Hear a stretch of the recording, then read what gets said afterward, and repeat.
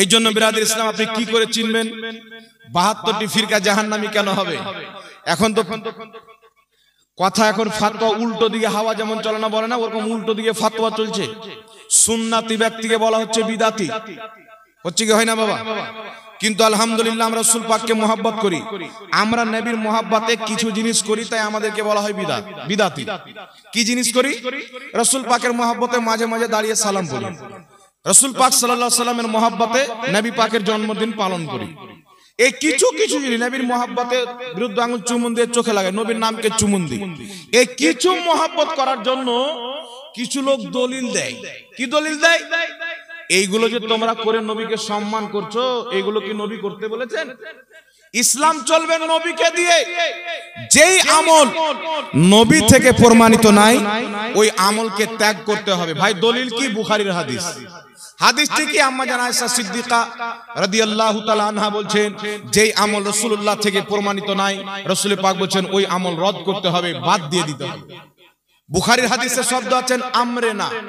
এই আমরেনা শব্দের অর্থ ইমাম ইবনে হাজার আসকালানি বুখারী শরীফের সারা ফাতহুল বারীর মধ্যে বলছেন যে এই যেই আমল নবী থেকে প্রমাণিত নাই, ওই আমল পরিত্যাগ করতে হবে। এর অর্থ হচ্ছে আমরেনা শব্দ যে রয়েছে, এই আমরেনা শব্দ দ্বারা প্রত্যেক মুহাদ্দিসিন বলেছেন নতুন আকীদা। যেই আকীদা নবী থেকে প্রমাণিত নাই, ওই আকীদা তালাক দিতে হবে, আমল নয়। কথা বুঝতে আসছে না? ইমামুল ফুকাহা ইমাম ইবনে আবিদিন শামী রাহমাতুল্লাহ আলাইহি ফাতাওয়া শামীর মধ্যে লিখছেন, প্রত্যেক নতুন আকীদা বিদআত। নবী বলেছেন কুল্লু বিদআতিন দালালা, প্রত্যেক বিদআত হচ্ছে পথভ্রষ্ট, প্রত্যেক পথভ্রষ্টতা জাহান্নামে। রাসূল পাক এই যে প্রত্যেক বিদআত জাহান্নামে বলেছেন, এই প্রত্যেক বিদআত থেকে হচ্ছে প্রত্যেক নতুন আকীদা। যারা আহলে সুন্নাত ওয়াল জামাতকে বাদ দিয়ে নতুন নতুন ফিরকা তৈরি করেছে, নতুন নতুন আকীদা বানিয়েছে, এই প্রত্যেকটা নতুন দল জাহান্নামে যাবে।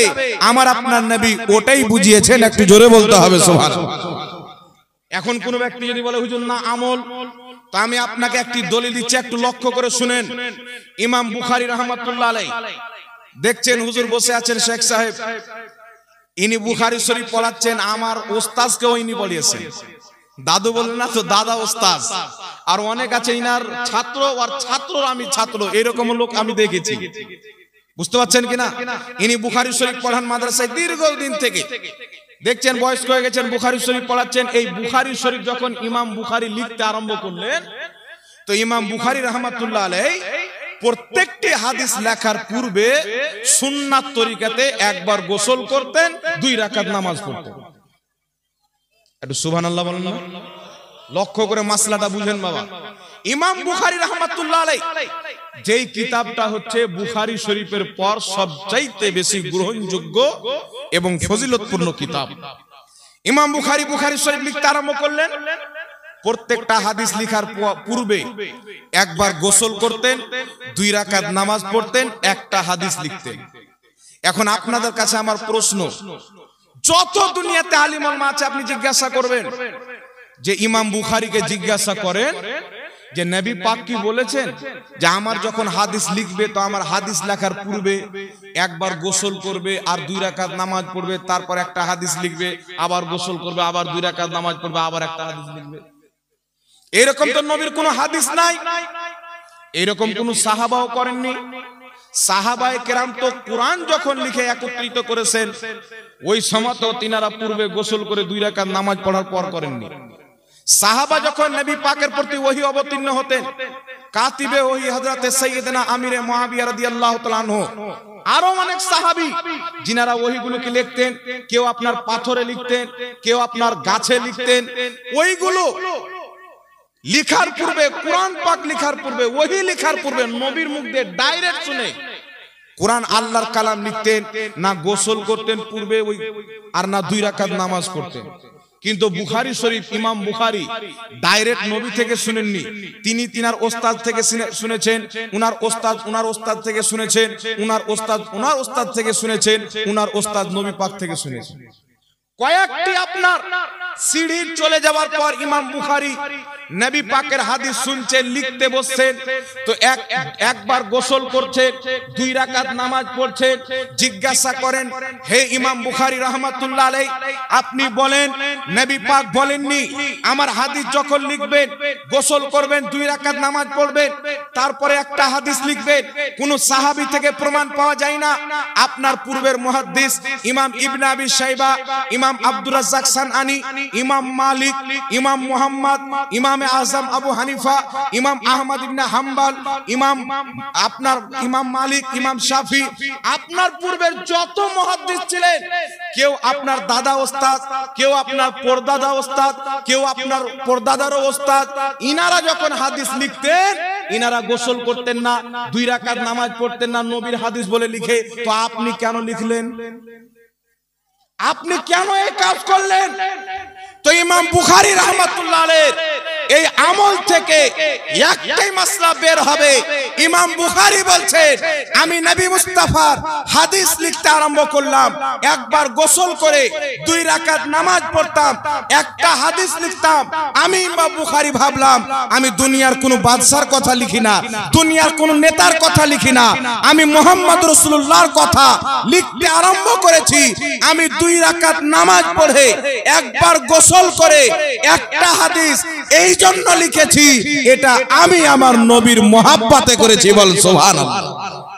কি জন্য করেছি? রাসূলুল্লাহর মহব্বতে, নবীর হাদিসের মহব্বতে। এখন কথা হচ্ছে, হুজুর আপনি যে নবীকে মহব্বত করবেন, সাহাবা কি করেননি? তাবিঈন কি করেননি? ইমাম বুখারী রাহমাতুল্লাহ আলাইহি বলবেন, আরে সাহাবা তো নবী পাককে দেখেছেন, নবী উযু করতেন, নবীর হাত ধোয়া পানি নিতেন, চেহারাতে লাগাতেন, বুকে লাগাতেন, নবীর নাকে দেওয়া পানি, রাসূল পাকের কুলি করা পানি।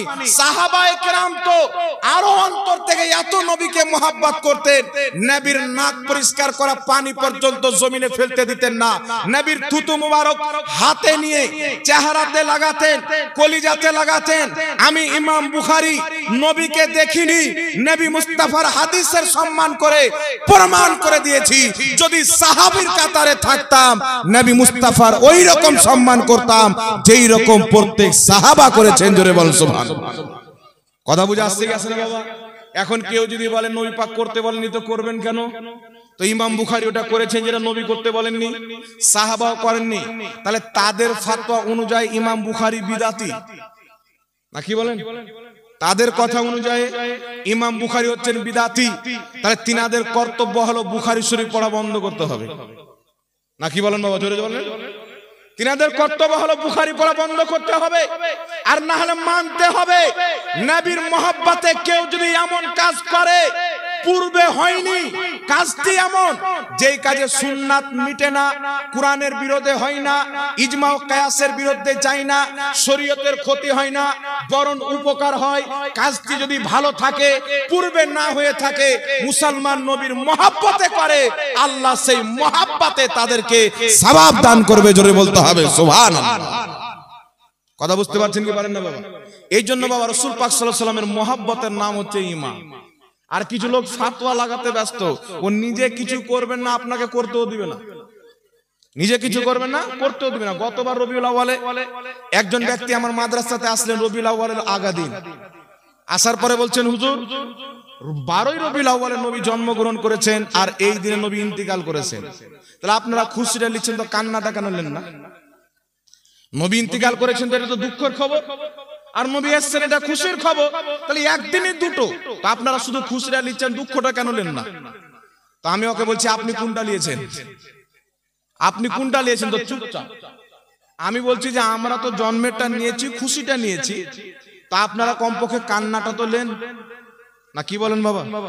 তো কিছু লোক আছে না কান্না করবে আর না খুশি নিবে, না ইদিকে না উদিকে, ও মিডিলে। নবী পাকের জামানে কিছু লোক ছিল, ও না খুললাম খুল্লা কাফিরের দিকে, না খুললাম খুল্লা নবী পাকের দিকে, গুপি চুপি লোক। ওদের নাম আল্লাহ দিয়েছেন মুনাফিক। ওদের নাম আল্লাহ কি দিয়েছেন? মুনাফিক দিয়েছেন। আরে ভাই, তুমি যদি বলে এই দিনে নবী জন্ম নিয়েছেন, এই দিন ইন্তিকাল করেছেন, তোমরা নবীর মহব্বতে খুশি নিচ্ছ, দুঃখটা কেন নিবে? তো খুশিটা আমরা নিয়েছি কারণ আমরা নবীকে মরা মানি না, জিন্দা মানি। দুঃখটা আপনারা নিয়ে এলেন কারণ আপনারা নবীকে মরা মানেন। তো যাদের নবী মরা, তারা কান্না করবে, যাদের নবী জিন্দা তারা খুশি পালন করবে। সুবহানাল্লাহ। তো কিছু লোক হয় বাবা করতে দিবে না, ও নিজে করো না, আপনাকে করতে দিবে না। একজন ব্যক্তি একটা রাস্তা দিয়ে যাচ্ছেন, দেখছেন একটা লোক চেয়ারে বসে আছে, পাও হিলাচ্ছে। ওকে জিজ্ঞাসা করছে, ভাই আপনার নাম কি? মনে হচ্ছে আপনার কোনো চিন্তাই নাই। তো বলছে, ভাই আমার নাম হচ্ছে ইবলিস। কি নাম? বলছে আমার নাম হচ্ছে ইবলিস। বলছে ইবলিস মানে মানুষের রূপে? বলছে আমি মানুষের রূপে এখানে বসে আছি, আল্লাহ আমাকে ক্ষমতা দিয়েছে মানুষের রূপ ধারণ করতে পারি। কি জন্য বসে আছো? তোমার কাজ তো হলো নামাজিকে বেনামাজি বানানো। তোমার কাজ হচ্ছে মসজিদ থেকে মানুষকে দূরে করা, মাদ্রাসা থেকে মানুষকে দূরে করা, দান থেকে মানুষকে দূরে করা। তো তুমি এখানে বসে কি করছো? তোমার কাজ কে করছে তাহলে? তো ইবলিস বলছে যে আমি আমার অনেক খলিফা বানিয়ে দিয়েছি, অনেক মৌলবীকে খলিফা বানিয়ে দিয়েছি, মানুষকে খলিফা বানিয়ে দিয়েছি। কোন মৌলবী? যে মৌলবী বলছেন নবী কবরে মরা মানুষ পড়ে আছে, বলছে শয়তানের খলিফা। যেই মৌলবী বলছেন নবীর মুখ দিয়ে দুর্গন্ধ বের হচ্ছে, যে শয়তানের খলিফা। তো শয়তান বলছে যে আমি কিছু মৌলবীকে খেলাফত দিয়ে এখন আরাম করছি, আমার কাজ তারাই করছে। আচ্ছা না নাই বাবা? জি। তো শুধু শয়তান শয়তান নাই, মানুষ রূপীয় শয়তান আছে। রাসূল পাককে কেউ যদি মহব্বত করে, তার বিরুদ্ধে ফতোয়াবাজি করে, মনে করতে হবে শয়তান নবীর মহব্বত থেকে জ্বলে, আর নবীকে মহব্বত করলে আল্লাহ খুশি হয়। জোরে বলতে হবে সুবহানাল্লাহ। আর গলা চিকড়ে চিকড়ে বলবে উমুক ধুমুক 12-17। ওকে যদি 3 কোটি দলিল দেন তবুও মানবে না। ওকে যদি 3 কোটি দলিল দেন তবুও মানবে না। তাই যারা আহলে সুন্নাত ওয়াল জামাত আছেন, আমরা দলিল দিই আপনাদের জন্য, তবে চোখ বন্ধ করে রাসূলকে মহব্বত করতে হবে। জান্নাতীর আলামত হলো নবীর আদব, নবীর মহব্বত যাদের অন্তরে থাকবে তারাই হবে জান্নাতি। জোরে বলেন সুবহানাল্লাহ। এখন আপনাকে বিরাদর ইসলাম দুটি হাদিস আপনাকে শোনাতে চাই। একটি হাদিস ইমাম বাইহাকী রাহমাতুল্লাহ আলাইহি সংকলন করেছেন। নবী পাক সাল্লাল্লাহু আলাইহি সাল্লাম এলান করলেন, হে আমার সাহাবী, যুদ্ধের ময়দানে যেতে হবে। তোমাদের মধ্যে যারা যুদ্ধ করতে সক্ষম তারা বেরিয়ে যাও, আর যারা যুদ্ধ করতে সক্ষম নয়, বিরুদ্ধ হয়ে গেছে, অচল হয়ে গেছে, বা কারোর যুদ্ধতে হাত কেটে গেছেন, পা কেটে গেছেন, চলতে পারেন না, তারা নিজের অস্ত্রগুলো যুবকদের হাতে তুলে দাও। নবী পাক যখন এলান করলেন, সাহাবায়ে কেরাম কি করলেন জানেন? অস্ত্র নিয়ে এসে সব নবীর কদমে রেখে দিলেন। সবাই অস্ত্র রাখছেন, আর একজন মহিলা একটা ছোট বাচ্চাকে কোলে করে, দুধ পান করা বাচ্চা, আমার নবী দরবারে আসছে। আসার পরে বলছেন, হুজুর আমার স্বামী বেঁচে নাই, আমার যদি স্বামী বেঁচে থাকতো আপনার সাথে যুদ্ধের ময়দানে পাঠাতাম। আমার স্বামী বদরের যুদ্ধে আপনার মোহাব্বতে আল্লাহ আল্লাহ রাসূলের দ্বীনের জন্য শহীদ হয়ে গেছে। আমার স্বামী যখন শহীদ হয়, তার একটা বাচ্চা আমার গর্ভে ছিল, আজ সেই বাচ্চাটা আমার দুধ পান করছে। ইয়া রাসূলুল্লাহ, আমার স্বামী নাই, বড় ভাই নাই, আমার পিতা নাই, আমার বাড়িতে কোনো যুবক নাই যে আপনার সাথে যুদ্ধের ময়দানে পাঠাবো। এই দুধ পান করা বাচ্চা আমার কাছে রয়েছেন। ইয়া রাসূলুল্লাহ, আমি চাই যে আমার এই দুধ পান করা বাচ্চাটাকে আপনি আপনার সঙ্গে করে যুদ্ধের ময়দানে নিয়ে যান। আমার নবীর চোখ দিয়ে পানি বেরিয়ে গেল। রাসূলে কায়নাত সাল্লাল্লাহু আলাইহি সাল্লাম বলছেন, বেটি তোমার এই বাচ্চা তলোয়ার চালাতে পারে না, যুদ্ধ করতে পারবে না, চলতে পারে না, ঠিকভাবে খেতেও শিখেনি, দুধ পান করে, এই বাচ্চাকে নিয়ে গিয়ে কি করব, এ কি কাজে আসবে? মহিলাটি বলছেন, কান্না করছেন, ইয়া রাসূলুল্লাহ, ইয়া হাবিবাল্লাহ, জানি আমার বাচ্চার ওই শক্তি নাই যে হাতে তলোয়ার তুলবে, জানি আমার বাচ্চার ওই শক্তি এখন পর্যন্ত হয়নি যে সে তলোয়ার নিয়ে যুদ্ধ করবে। তবে ইয়া রাসূলুল্লাহ, আপনার মোহাব্বতে যুদ্ধের ময়দানে গিয়ে অনেকের সন্তান শহীদ হবে, অনেকের স্বামী শহীদ হবে, আর কাল কিয়ামতের ময়দানে এই যুদ্ধের ব্যাপারে যখন আলোচনা হবে, তখন আমার পক্ষ থেকে কেউ শহীদ থাকবে না, আমি মাহরুম হয়ে যাব। না ইয়া রাসূলুল্লাহ, আমার এই বাচ্চা তলোয়ার চালাতে পারে না, যুদ্ধ করতে পারবে না, লড়াই করতে পারবে না, তবে আল্লাহ তাবারাক ওয়া তাআলার দয়া, আমার বাচ্চার মধ্যে আল্লাহ এমন একটি গুণ রেখেছে যেই গুণটি যুদ্ধের ময়দানে কাজে দিবে। রাসূলে পাক বললেন, কি গুণ? সেই মহিলাটি বলছেন, ইয়া রাসূলুল্লাহ, আমার বাচ্চাকে কেউ যদি আদর করে মোহাব্বতে কোলে নিয়ে একটা যদি চুমু দিয়ে দেয়, ইয়া রাসূলুল্লাহ, ইয়া হাবিবাল্লাহ, আমার বাচ্চা তাকে চিপকে ধরে নেয়, আমি মা চাই জিদ্দর ময়দানে আমার সন্তানকে নিয়ে যান। যখন আমার সন্তান আপনার কোলে থাকবে আর জিদ্দর ময়দানে মুশরিক কাফিরেরা আপনার সামনে তীরের নিশানা করে মারবে, আপনার দিকে তীর ছাড়বে, ইয়া রাসূলুল্লাহ আপনি আমার সন্তানকে একটা চুমুন দিবেন, আমার সন্তান আপনাকে চিপকে ধরে নিবে আর দুশমনদের তীর আপনার দেহে লাগতে দিবে না। আমার সন্তান নিজের দেহে তীরকে নিয়ে আপনার হিফাজত করবে, বল সুবহানাল্লাহ। নিজের দেহে তীরকে নিয়ে নিবে। মুহাব্বত দেখেন, ছোট বাচ্চা ইচ্ছা কত নবীর মুহাব্বতে, আল্লাহর মুহাব্বতে জিদ্দর ময়দানে দি। এটা হচ্ছে বাবা নবীর মুহাব্বত। কার মুহাব্বত জোরে বলেন? এটা নবীর মুহাব্বত, এটা রাসূলের মুহাব্বত। তাই আল্লাহ কুরআন পাকে বলেছেন, হে ঈমানদার, যদি তোমার জন্মদাতা বাপ, যদি তোমার আপন ভাই ঈমান আনার পরে আল্লাহ আল্লাহ রাসূলের বিরোধিতাকে পছন্দ করে, কুফরিকে পছন্দ করে, আল্লাহ পাক বলেছেন লা তাত্তাখিযু, তার সাথে তোমাদের কোনো সম্পর্ক নাই। কারণ মাকে মহব্বত করতে হবে, বাপকে মহব্বত করতে হবে। সারা পৃথিবীর মহব্বত পরে, মুহাম্মদ রাসূলুল্লাহর মহব্বত সবারই আগে। সুবহানাল্লাহ।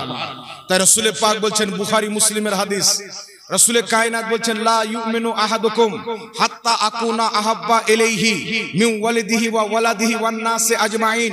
আল্লাহর নবী বলছেন অতক্ষণ পর্যন্ত কোন ব্যক্তি ঈমানদার কামিল মুসলমান হতে পারে না যতক্ষণ পর্যন্ত নিজের বাবা চাইতে বেশি, নিজের মা চাইতে বেশি, নিজের আত্মীয় স্বজন চাইতে বেশি, ওয়ান নাসি আজমাইন, এক কথা আল্লাহর পর সবার চাইতে বেশি যে রাসূলের পাককে না মুহাব্বত করবে, কামিল মুসলমান হবে না। জোরে বল সুবহানাল্লাহ।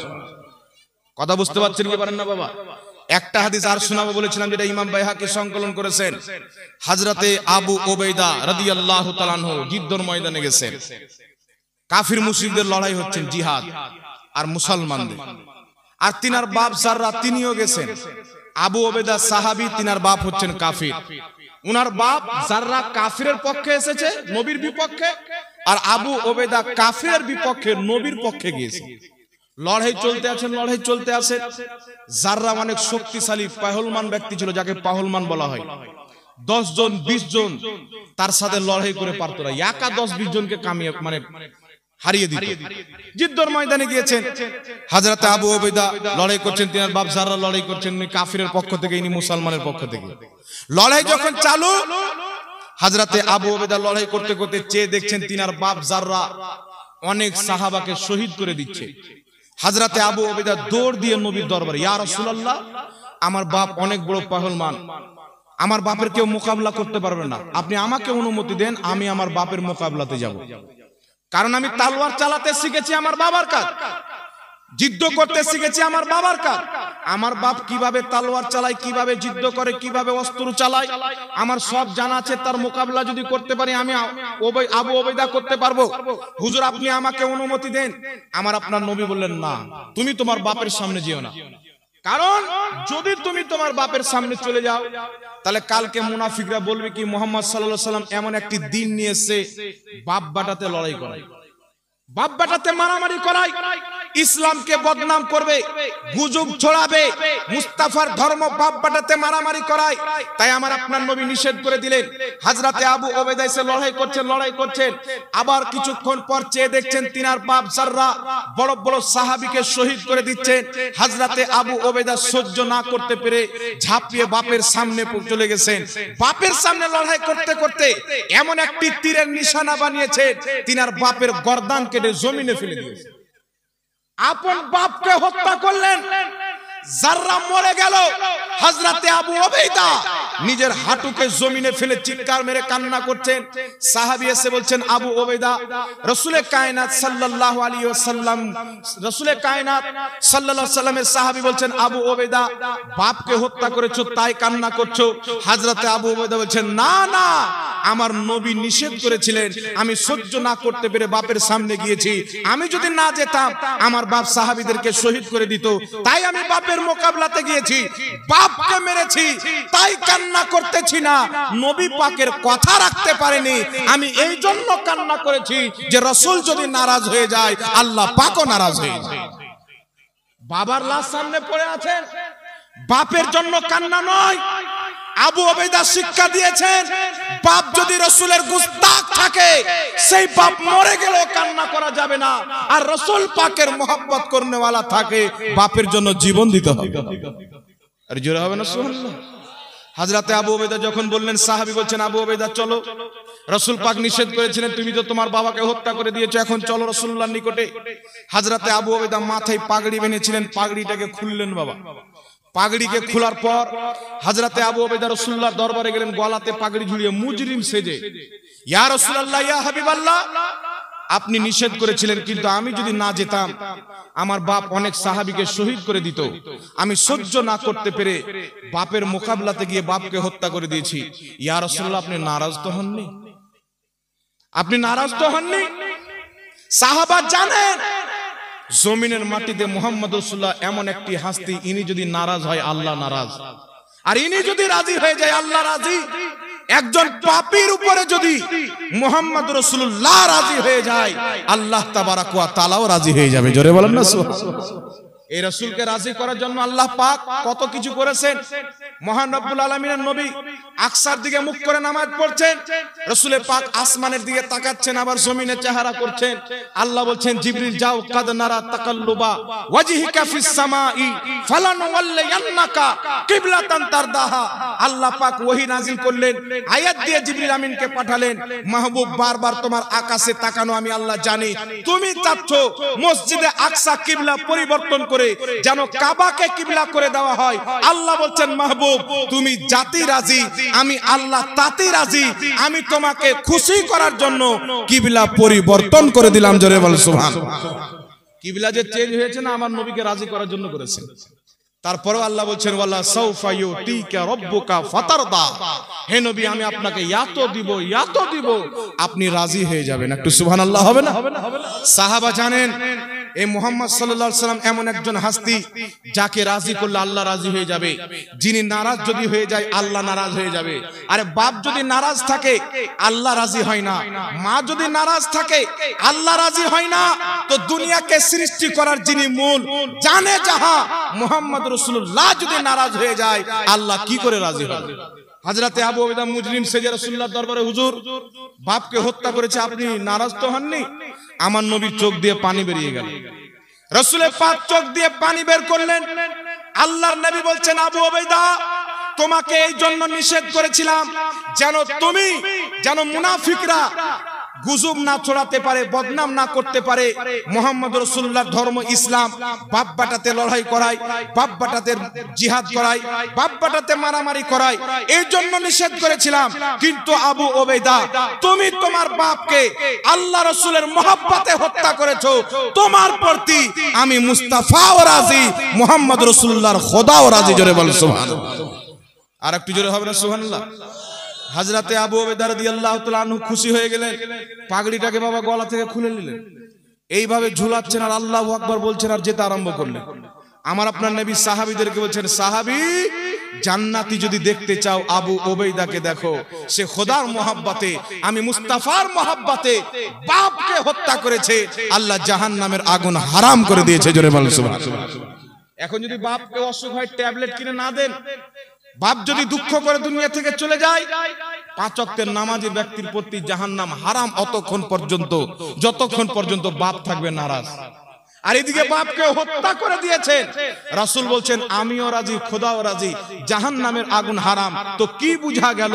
রাসূল পাকের মহব্বত হচ্ছে সবচাইতে বড় জিনিস। তাই সাহাবায়ে কেরাম আমার নবীর সামনে যখন আসতেন কি বলতেন? ফিদাকা আবি উম্মি ইয়া রাসূলুল্লাহ, হে আল্লাহ রাসূল আপনার কদমে আমাদের বাপও কুরবান, আমাদের মাও কুরবান। তাই এই সাহাবায়ে কেরামের পয়গাম বরেলির মাটি থেকে হুজুর তাজুস শরিয়া দিয়েছেন, নবী সে जो हो गाना उसे दिल से जुदा कर दे, पिदर मादर ब्रदर मालो जा सब कुछ नबी पर फिदा कर दे। जोरे बोल सुभान আল্লাহ পাক বুঝার তৌফিক দান করে। এই জন্য বাবা জান্নাতি জাহান্নামী চিনবেন কি করে? রাসূল পাকের আদব যাদের অন্তরে, রাসূল পাকের মহব্বত যাদের অন্তরে, জান্নাত তাদের জন্য আল্লাহ বানিয়েছেন। একটু সুবহানাল্লাহ হবে না? একজন ভাই 500 টাকা দান দিয়েছেন, নামটা জিজ্ঞাসা করিনি, আল্লাহ পাক কবুল করুক, সকলে পড়ুন আল্লাহুম্মা আমিন। আর যাক মাদ্রাসার জালসা আপনারা সকলে জানেন, আপনাদেরকে একটি মাসআলা বলবো, খুব গুরুত্বপূর্ণ মাসলা, যেটা প্রত্যেক মা বোনদের জন্য আর বাপজিদের জন্য, ভাইদের জন্য, সকলের জন্য শোনা হচ্ছে জরুরি। মাসলাটা আমি বয়ান করব, ইসলাহ করবেন আমার দাদা হুজুর, ঠিক আছে? তো মশলাটা শুনতে হবে তো বাবা, শুনবেন? এই জোরে বলেন শুনবেন? একটু হাত তুলে বলেন তো কারা কারা শুনবেন। নিজের ভাইরা মনে হয় শুনবে না, রাগ করে বসে আছেন? শুনবেন? যাক, সবাই শুনবেন মাসলাটা। তো মাসলাটা বয়ান করার পূর্বে, এই জালসা হচ্ছে মাদ্রাসা। এই যে কেউ 5,000, কেউ 1,000, কেউ 500, কেউ 200, কেউ 100, কেউ 50 টাকা, কেউ 10 টাকা, কেউ 5 টাকা করে আপনারা দিচ্ছেন, একের লাঠি 10-এর বোঝা, একটা কথাই আছে। এই যে আপনারা এত করে দিচ্ছেন, এই জমা হয়ে হয়ে এত বড় মাদ্রাসার বিল্ডিং, শিক্ষকদের বেতন, আর আজকে যত ছেলে পাগড়ি পাবেন, কয়জন পাবেন? 13 জন ছেলে পাগড়ি পাবে। এই সমস্ত আপনাদের 10 টাকা, 5,000, 10,000 এর মূল্য। কথা মনে হয় বুঝতে পারছেন না বাবা? এ অল্প করে করে দান দিচ্ছেন, এত বড় মাদ্রাসা চলছে। কিয়ামতের ময়দানে যদি আল্লাহ কোনো একজন ব্যক্তিকে জাহান্নামের দিকে পাঠায়, তাহলে এই মাদ্রাসা আল্লাহ পাকের নিকটে আবেদন করবে। করবে কি করবে না? এই মাদ্রাসায় পড়ানেওয়ালা আলিমরা আবেদন করবে, আল্লাহ, যাদের দানে আমরা পড়ার সুযোগ পেয়েছি, মাদ্রাসা হয়েছে, ঘর হয়েছে, কিতাব পেয়েছি, পড়েছি, তারাকে তুমি জাহান্নামে দিচ্ছ। একজন আলিম জান্নাতে যাবে না যে আলিমের ইলম অর্জন করাতে, আলিম হওয়াতে আপনার 1 টাকা পর্যন্ত দান আছে, আপনাকে ছেড়ে জান্নাতে যাবে না। ইবনে মাজাহ শরীফের একটা হাদিস শুনেন, রাসূল পাক বলেন কিয়ামতের ময়দানে 3 শ্রেণীর ব্যক্তি শাফাআত করবেন। প্রথম হচ্ছে নবীগণ, দ্বিতীয় হচ্ছে সুম্মাল উলামা আলিমগণ, তৃতীয় হচ্ছে শহীদগণ। এখানে একজন কাউকে রাখেন না, মা বোনরা যেন না আসে, এর আসলে খারাপ লাগছে। কি নাম? যাও, এটা বেনেছেন। এই পাগড়িকে আরবিতে বলা হয় আমামা। কি বলা হয়? আমামা। আমামা মাথায় বাঁধা, টুপি পড়া, এটা হচ্ছে আমার নবী সাল্লাল্লাহু আলাইহি সাল্লামের সুন্নাত। একটি কিতাব রয়েছে, কিতাবটির নাম হচ্ছে কাশফুল গুম্মা। প্রথম খণ্ড 85 পৃষ্ঠার মধ্যে লেখা আছে, সাহাবায়ে কেরাম বলছেন আল্লাহর নবী সাল্লাল্লাহু আলাইহি সাল্লাম টুপি অথবা পাগড়ি পরে নামাজ পড়তে নির্দেশ দিতেন এবং খালি মাথায় নামাজ পড়তে নিষেধ করতেন। এই জন্য টুপি পরে নামাজ পড়া সুন্নাত, খালি মাথায় নামাজ পড়া হচ্ছে মাকরুহ। কথা বুঝতে পারছেন? কেউ যদি সুন্নাত না মনে করে টুপি না লাই, তো মাকরুহ তাহরিমি হয়ে যাবে। আর সুন্নাতকে অস্বীকার যদি করে দেয়, তাহলে কিন্তু বহুত বড় পাপী হবে। এই জন্য খালি মাথায় নামাজ পড়া যাবে। কথা বলেন, খালি মাথায় নামাজ পড়া যাবে? খালি মাথায় নামাজ পড়া যাবে না, টুপি অথবা পাগড়ি পরে নামাজ পড়তে হবে। তো এই যে টুপি, পাগড়ি, এই পাগড়ির কত মূল্য! একটা বাচ্চা মাদ্রাসায় 14 বছর, 12 বছর, 10 বছর, 15 বছর পড়ার পর মাথাতে এই পাগড়ি পরানো হয়, যে এতদিন তালিবে ইলিম ছিল, নবীর মেহমান, পাগড়ি দিয়ে দিলাম, এ হয়ে গেল আলিম, নাইবে নবী, নবীর ওয়ারিস। আর নবীর যখন ওয়ারিস হয়ে গেল আলিম, ইবনে মাজাহ শরীফের হাদিস, যে হাদিসকে ইমাম জালালউদ্দিন সিয়ুতি হাসান বলেছেন, হাসান হাদিস ইসলামের দলিল। রাসূল পাক বলছেন কিয়ামতের ময়দানে নবীগণের পর আলিমগণ শাফাআত করবে। জোরে বলেন সুবহানাল্লাহ। আর একটু জোরে বলেন না সুবহানাল্লাহ। এই জন্য বাবা, একজন আলিম যদি গুনহগার হয়, সহি আকীদার আলিম হোক, সাধারণ লোক হোক, গুনাহগার যতই হোক, এক না একদিন জান্নাতে যাবে। কারণ এটা হচ্ছে অস্থায়ী জাহান্নামী, চিরস্থায়ী জাহান্নামী নয়। কথাটা বুঝতে পারছেন কি পারেন না? আচ্ছা বলেন তো, বুখারী শরীফের মধ্যে হাদিস, 100 জনের হত্যাকারীকে আল্লাহ maaf করেছেন। করেছেন কি করেননি? 99 জনকে হত্যা করার পর বেরিয়ে গেল, রাস্তায় একটা লোকের সঙ্গে সাক্ষাৎ, বলছেন আমি 99 জনকে হত্যা করেছি, এখন তওবা করতে চাই, আল্লাহ কি আমার তওবা কবুল করবে? ওই লোকটা বলছে, পাগলা, একটা দুটা হলে দেখা যেত, 99টা কতল করেছে, আল্লাহ কি maaf করে? তো ওই লোকটা বলছে, যখন মাফ হবে না, জাহান্নামে যেতে হবে, তো তোকেও ছাড়বো না। তালোয়ার বের করে ওনাকেও মেরে দিলেন, 100 জন হয়ে গেল। আর এটা কিসসা কাহিনী নয়, বুখারীর হাদিস, আমার নবী বলছেন। 100 জনকে হত্যা করার পর রাস্তায় গেলেন, একজন ভালো আলিমের সঙ্গে সাক্ষাৎ, আমার দাদুর মতন, জিজ্ঞাসা করছেন, হুজুর 100 জনকে হত্যা করেছি, আমি তওবা করতে চাই, আল্লাহ কি maaf করবে? আল্লাহ বলছেন, তোমার হত্যা করার শেষ আছে, আমার আল্লাহর দয়ার শেষ নাই। উমুক গ্রামে চলে যাও, আল্লাহর কিছু আবিদ বান্দা ইবাদতে ব্যস্ত আছে, তাদের কাছে গিয়ে তওবা করো, আল্লাহ তোমাকে maaf করে দিবে। রাস্তায় যখন চলতে আরম্ভ করলো, খুশি খুশি, আল্লাহ আমাকে maaf করে দিবে, অর্ধেক রাস্তাতে গিয়েছেন, মালকুল মউত আত্মা বের করে নিয়েছেন, মরে গেছে। ইন্তিকাল করেছেন। তো জাহান্নামেরও ফেরেশতা এসেছে, জান্নাতেরও ফেরেশতা এসেছে। জাহান্নামের ফেরেশতা বলছে 100 জনের হত্যাকারী জাহান্নামে নিয়ে যাব। জান্নাতের ফেরেশতা বলছেন না না, হত্যা তো করেছিল তওবা করার জন্য, আল্লাহর ওলিদের দরবারে যাচ্ছিল, জান্নাতে নিয়ে যাবে। ফেরেশতাদের মধ্যে তর্ক, জাহান্নামের ফেরেশতা বলছে জাহান্নামে নিয়ে যাব, জান্নাতের ফেরেশতা বলছে জান্নাতে নিয়ে যাবে। আল্লাহর পক্ষ থেকে বলা হলো যে তোমরা নিজে নিজে তর্ক করিও না, ফাসলা নাপো, জায়গা নাপো, যেখান থেকে এসেছে ওই দিক যদি কাছে হয় জাহান্নামে নিয়ে যাও, আর আমার নেক বান্দারা যদি কাছে হয় জান্নাতে নিয়ে যাও। এই একটু জোরে বলবেন না সুবহানাল্লাহ। যেখান থেকে এসেছে ওই দিক যদি কাছে হয় জাহান্নামে নিয়ে যাও, আর আমার নেক ওলি বান্দারা যদি কাছে হয় তাহলে জান্নাতে নিয়ে যাও। এই জন্য আমরা বলি বাবা, পীরের হাতে মুরিদ হতে যারা আল্লাহর নেক বান্দা, হক্কানি পীর, হুক্কা টানা পীর নয়। বাংলাদেশে কিছু পীর বেরিয়েছে বাবা, জিকির করছে, ও কি জিকির করছে আল্লাহ পাক জানে, ও বুঝতে পারবেন না, কেউ বুঝতে পারবে না। ওই ভাষার কোন মাখলুকই আল্লাহ তৈরি করেনি। এরকম মাখলুক, এরকম ভাষা শুনেছে? কি ভাষা বলছে? আর ও ফের বলছে যে আমরা সুন্নি। আর কিছু লোক মনে করছে যে সুন্নিদের মনে হয় এগুলাই জিকির। আর বাংলাদেশে দেখবেন কিছু লোক আছে মাজারের পাশে তালি মারছে আর তওয়াফ করছে, আর ওরা বলছে আমরা রেজভি সুন্নি। কিন্তু বাবা সুন্নিদের এটা আকীদা নয়। সুন্নিদের আকীদা, সুন্নিদের চরিত্র, সুন্নিদের ব্যবহার, সুন্নিদের ক্যারেক্টার কি যদি বুঝতে চান তো ইমাম আহলে সুন্নাত আলা হযরতের কিতাব পড়তে হবে। উনার নাম লেনেওয়ালাকে দেখলে হবে না, কিতাব পড়তে হবে। কারণ উনার নাম অনেক কেউ লেয় কিন্তু উনার মাসলাক কে বুঝতে পারে না। কথা বুঝতে পারছেন? আলা হযরত বলেছেন, ফাতাওয়া রিজভিয়া মালফুজাতে আলা হযরতের মধ্যে লেখা আছে মাজারের তওয়াফ করা হারাম। মাজারের তওয়াফ করা কি? চতুর্থ সাইডে ঘুরে তওয়াফ করা হারাম। আর এখন যারা তওয়াফ করছে তারা যদি বলে আমরা আলা হযরতকে মাননেওয়ালা সুন্নি, তাহলে এ ডুপ্লিকেট মাল কি ডুপ্লিকেট মাল নয়? কথা বলেন, এ ডুপ্লিকেট না? ইসলামের জিকির কি? লা ইলাহা ইল্লাল্লাহ, আল্লাহর নামে জিকির করো, আল্লাহ আল্লাহ আল্লাহ, সুবহানাল্লাহ, আলহামদুলিল্লাহ, লা ইলাহা ইল্লাল্লাহ, এইগুলো দিয়ে জিকির করে। কিন্তু কি জিকির করছে? আর ও বলছে আমি সুন্নি। তাহলে এটা কি জিকির সুন্নির জিকির না ভণ্ডামো? জোরে বলেন। তার জন্য এইরকম কোন ভণ্ড মৌলবি, আর একটা মৌলবি দেখছি ও বলছে আমি টানাটান সুন্নি। ওই লোক বেড়া ফের বলছে যে নবী মুসলমান ছিল না। নবী যদি মুসলমান না থাকে তো মুসলমান কি আপনার আব্বা না? কি বলেন বাবা? নবী পাক তো প্রথম মুসলমান, আনা আউয়ালুল মুসলিম। নবী বলছেন আমি হচ্ছি সর্বপ্রথম মুসলমান। আদম আলাইহিস সালাম দুনিয়াতে পরে এসে নবী পাককে আল্লাহ প্রথম সৃষ্টি করেছেন আর মুসলমান করে সৃষ্টি করেছেন। তাই আদমেরও পূর্বে, ইব্রাহিমেরও পূর্বে, প্রত্যেক মাখলুকের পূর্বের মুসলমান হচ্ছে মুহাম্মাদুর রাসূলুল্লাহ। জোরে বলেন সুবহানাল্লাহ। এখন কিছু লোক মনে করবে যে আমাদের সুন্নি বক্তা বলছেন নবী মুসলমান নয়, বিশ্বাস করবেন না। এই জন্য সুন্নিকে যাচাই করে সুন্নি নামের ভণ্ডকে দেখবেন না, আহলে সুন্নাত ওয়াল জামাতের বিজ্ঞ আলেমদেরকে জিজ্ঞাসা করবেন।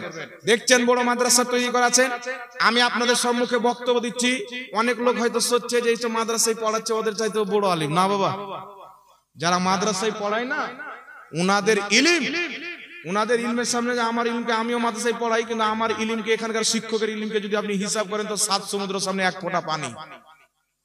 7 সমুদ্রের সামনে 1 ফোঁটা পানি এতটুকু হবে না। কারণ বক্তব্য তো শুনে শুনে অনেক দিয়ে দেয়।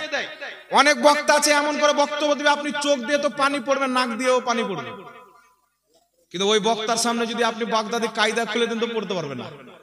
তো কি বড় আলিম হয়ে যাবে? বিজ্ঞ আলিম কে? যারা এই মাদ্রাসাতে ফিকহ খুলে পড়াচ্ছে, ফিকহের কিতাব, উসুলের কিতাব, গ্রামারের কিতাব, ইলমে নো, ইলমে সরফ, ইলমে মান্তিক, হাদিসের কিতাব, বুখারীর কিতাব। হক্কানি আলিম তো হচ্ছেন ইনারা, যিনারা বুখারী পড়িয়ে পড়িয়ে বাচ্চাদেরকে আলিমে দ্বীন বানাচ্ছে। জোরে বলেন না সুবহানাল্লাহ। ইনারা হচ্ছে আসল ইলমওয়ালা। তাই যে কোনো মাসলা মাসাইল শুধু কোনো বক্তার নামে নির্ধারিত করলে যে বক্তা তো বলে সব বক্তা নয়। অনেক বক্তা আছেন আলিম ভালো, মুফতি যোগ্য, ইনাদেরকে মাসলা জিজ্ঞাসা করে বলতে পারবেন। কিন্তু যারা মাদ্রাসায় পড়ায় নির্ভেজালে ডাউট হবে, মাদ্রাসার আলিম উলমার কাছে এসে মাসলা মাসাইল সমস্ত জিনিস জিজ্ঞাসা করবেন, আপনি সঠিক দিশা পাবেন, ভুলটা আপনার অন্তরে থাকবে না। এখন কিছু লোক রাত্রে শুয়ে আছে, আরে ফজরের নামাজটা পড়বো, যদি একটা সূরা ছুঁড়ে যায় তাহলে কি করব? মেরে দিল মোবাইলে। একটা লোক আমাকে ফোন করে একদিন বলছে যে হুজুর বলে মিনহা খলাকনাকুম বলে মাটি দেওয়া যাবে না, বিদআত। নবীকে অপমান করা হবে, জাহান্নামে যেতে হবে? কে বললো? ও আবার মোবাইলে চেক করেছে, মিনহা খলাকনাকুম বলে মাটি দেওয়া যাবে কি যাবে না, মানে ওকে কেউ বাজারে বলেছে আর ও মোবাইলে চেক করেছে, তো মোবাইলে আপনার 15টা মৌলবি এসছে, তো 12টা মৌলবি বলছে মিনহা খলাকনাকুম বলে মাটি দেওয়া বিদআত, আর 3টা মৌলবি বলছে মিনহা খলাকনাকুম বলে মাটি দেওয়া জায়েজ। এ টেনশনে পড়ে গেল যে কি করব, পড়বে কি পড়বে না। এই জন্য ইউটিউবে দেখে ফয়সালা নির্ণয় নেবেন না। প্রত্যেক মাসলা আপনার এলাকায় মাদ্রাসা আছে, জিজ্ঞাসা করবেন। আহলে সুন্নাত ওয়াল জামাতের আলিম উলামাকে জিজ্ঞাসা করবেন। নবী পাকের জামানা থেকে নিয়ে আজ পর্যন্ত যারা মাটি দিয়ে আসছেন, মিনহা খলাকনাকুম উক্ত আয়াতটি পাঠ করেই মাটি দিচ্ছেন। বড় বড় মুহাদ্দিস ইমাম নববী আল আজকারের মধ্যে লিখেছেন এই আয়াতটি পড়ে মাটি দেওয়া হচ্ছে সুন্নাত। মা বোনদের পক্ষ থেকে অনেক দান এসেছেন, আল্লাহ পাক কবুল করুক। জি মাশাআল্লাহ, এগুলো মা বোনদের পক্ষ থেকে সুবহানাল্লাহ, আপনারা জান অনেক দান এসেছেন, আল্লাহ পাক কবুল করুক। এই মাসলাটা বলে দি বাবা, মিনহা খলাকনাকুম ওয়া ফিহা নুঈদুকুম ওয়া মিনহা নুখরিজুকুম তারাতান উখরা, উক্ত আয়াতটি মাটি দেওয়ার সময় পাঠ করা, এটাকে অনেকে সুন্নাত বলেছেন, সুন্নাতে মুস্তাহাব্বা, অনেকে মুস্তাহাব বলেছেন। যারা বলে যে মিনহা খলাকনাকুম বলে মাটি দেওয়া যাবে না, হাদিস শরীফে আছেন সুনানুল কুবরা লিল বাইহাকির মধ্যে হাদিস, কানজুল উম্মালের মধ্যে হাদিস, তাফসির ইবনে কাসিরের মধ্যে হাদিস। আমার নবীর মেয়ে উম্মে কুলসুম যখন ইন্তিকাল করলেন, আমার নবী তিনাকে মাটি দেওয়ার সময় পাঠ করেছিলেন মিনহা খলাকনাকুম উক্ত আয়াতটি। একটু জোরে বলতে হবে সুবহানাল্লাহ, আর একটু জোরে বলেন না সুবহানাল্লাহ।